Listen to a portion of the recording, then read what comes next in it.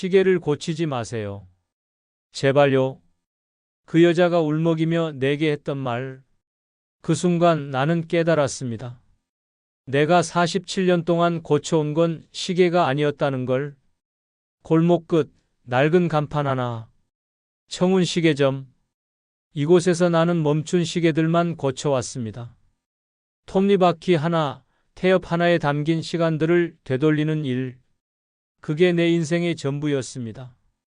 어느 가을날 오후 30 중반쯤 되어 보이는 여자가 찾아왔습니다. 손에는 낡은 회중시계 하나, 은빛이 바랜 케이스, 금이 간 유리. 침은 오후 3시 15분에 멈춰 있었습니다. 시계를 받아든 순간 묘한 무게가 느껴졌습니다. 단순한 기계가 아니었습니다. 손때 묻은 케이스, 유리에 남은 지문들. 누군가 이 시계를 정말 오래, 정말 자주 들여다봤다는 증거였습니다. 아버지의 마지막 선물이었다고 했습니다. 돌아가시기 3개월 전에 받은. 그 말을 듣는 순간 내 손이 떨렸습니다. 이 일을 오래 하다 보면 알게 됩니다. 어떤 시계는 그냥 시계가 아니라는 걸, 그 안에는 시간보다 더 소중한 것들이 들어있다는 걸. 케이스를 열었습니다. 오래된 태엽식 무브먼트, 일제시대 것으로 보였습니다. 먼지가 쌓여 있었지만 정교했습니다. 그런데 이상했습니다. 고장난 부분을 찾을 수 없었습니다. 톱니바퀴는 온전했고 태엽도 문제없었습니다. 단지 멈춰 있을 뿐이었습니다. 마치 스스로 멈추기로 결심한 것처럼. 뒷면에 작은 글씨가 새겨져 있었습니다.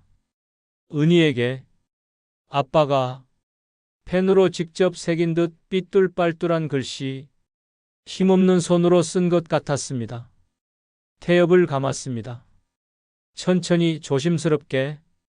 째깍째깍. 시계가 다시 움직이기 시작했습니다. 그런데 여자의 표정이 무너졌습니다. 눈물이 흘러내렸습니다. 멈춰달라고 했습니다. 다시 멈춰달라고. 그 시간에 오후 3시 15분에 이유를 알 것 같았습니다. 그 시간이 아버지가 떠난 순간이었다는 걸. 시계를 고치는 건 그 순간을 지나가게 만드는 것과 같았습니다. 아버지와의 마지막 시간을 흘려보내는 것과. 여러분이라면 어떻게 하시겠습니까? 멈춘 시간을 다시 흐르게 해야 할까요? 아니면 그대로 두어야 할까요? 나는 시계를 다시 오후 3시 15분에 맞춰 놓았습니다. 여자는 고맙다며 수리비를 내려 했지만 받지 않았습니다. 고친 게 아무것도 없었으니까요. 그날 밤 나는 오랫동안 잠들 수 없었습니다. 문득 작업대 서랍을 열었습니다. 맨 아래 천으로 감싸 놓은 시계 하나. 47년 동안 한 번도 꺼내본 적 없는 내 아버지의 시계였습니다. 오전 6시 30분에 멈춰 있었습니다. 아버지가 심장마비로 쓰러진 그 시간. 나는 그날 새벽 대학 입시 준비 때문에 집을 나섰었습니다. 아버지가 마지막으로 내 이름을 불렀을 때 나는 듣지 못했습니다. 아니, 듣지 않았습니다. 나중에요, 아버지. 그게 내가 아버지께 한 마지막 말이었습니다.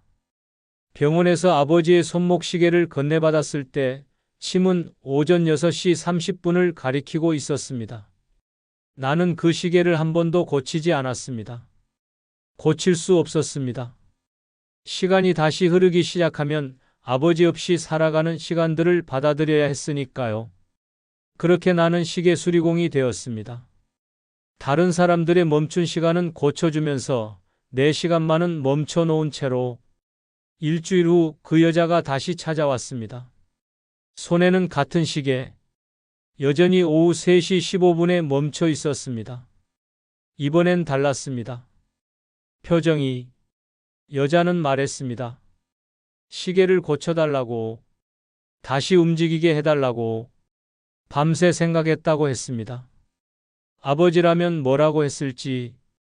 아버지는 항상 말씀하셨다고 합니다. 시계는 멈춰 있으라고 만든 게 아니라고. 시간은 흘러가라고 있는 거라고. 아버지는 제가 그 시간에 멈춰 있길 원하지 않으셨을 거예요.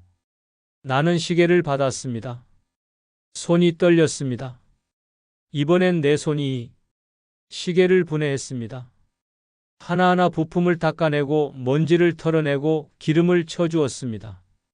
오래된 시계를 대하듯 조심스럽게, 사랑하는 사람을 대하듯 정성스럽게 태엽을 감았습니다. 똑딱똑딱 시계가 다시 살아났습니다. 침이 움직이기 시작했습니다. 여자가 웃었습니다. 울면서 웃었습니다.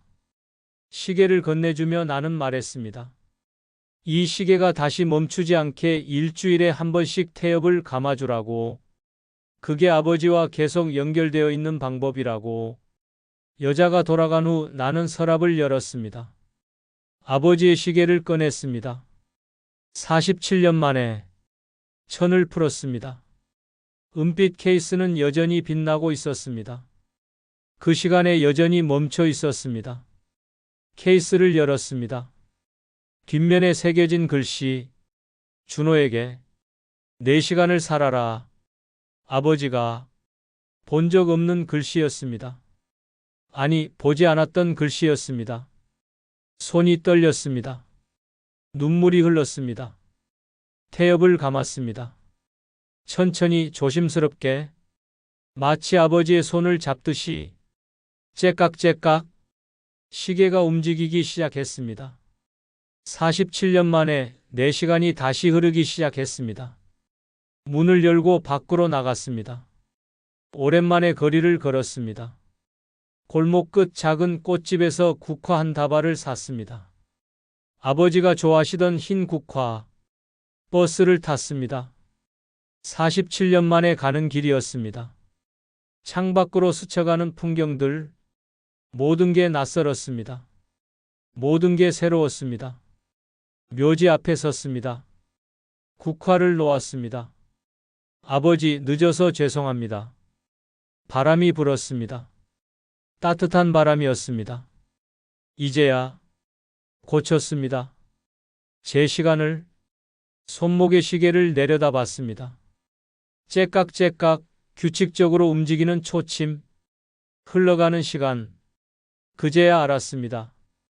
시계를 고치는 건 시간을 되돌리는 게 아니라는 걸, 다시 살아가게 만드는 것이라는 걸, 멈춰있던 마음을 다시 뛰게 만드는 것이라는 걸, 가게로 돌아오는 길 문득 생각했습니다. 오늘 저녁엔 뭘 먹을까? 내일은 날씨가 좋을까? 다음 주엔 뭘 할까? 가게 문을 열었습니다. 작업대 위에 놓인 시계들, 멈춰있는 시계들, 누군가의 시간들, 누군가의 기억들, 누군가의 사랑들. 나는 알고 있습니다. 이 시계들을 고치러 올 사람들이 진짜 고쳐야 하는 건 시계가 아니라는 걸, 자신의 멈춰버린 시간이라는 걸, 자신의 멈춰버린 마음이라는 걸, 그리고 나는 그들을 도울 수 있습니다. 이제는. 왜냐하면 나도 고쳤으니까요. 골목 끝 낡은 간판. 청운 시계점. 오늘도 이곳엔 멈춘 시계를 들고 찾아오는 사람들이 있을 겁니다. 그리고 나는 그들에게 말해줄 겁니다. 시계는 멈춰 있으라고 만든 게 아니라고. 시간은 흘러가라고 있는 거라고. 우리도 마찬가지라고. 지금 이 순간에도 세상 어딘가에서 누군가의 시계는 멈춰 있을 겁니다. 시계는 다시 움직일 수 있습니다. 당신의 시간도 다시 흐를 수 있습니다. 용기만 있다면, 한 걸음만 내딛는다면. 여러분에게 묻고 싶습니다. 여러분의 시계는 지금 어느 시간에 멈춰 있나요? 그리고 그 시계를 다시 움직이게 할 준비가 되셨나요? 해가 지고 있습니다. 가게 안으로 노을빛이 들어옵니다. 황금빛 빗줄기가 작업대 위 시계들을 비춥니다. 나는 다음 시계를 집어듭니다. 태엽을 감습니다. 천천히 정성스럽게 째깍째깍 시간이 다시 흐르기 시작합니다.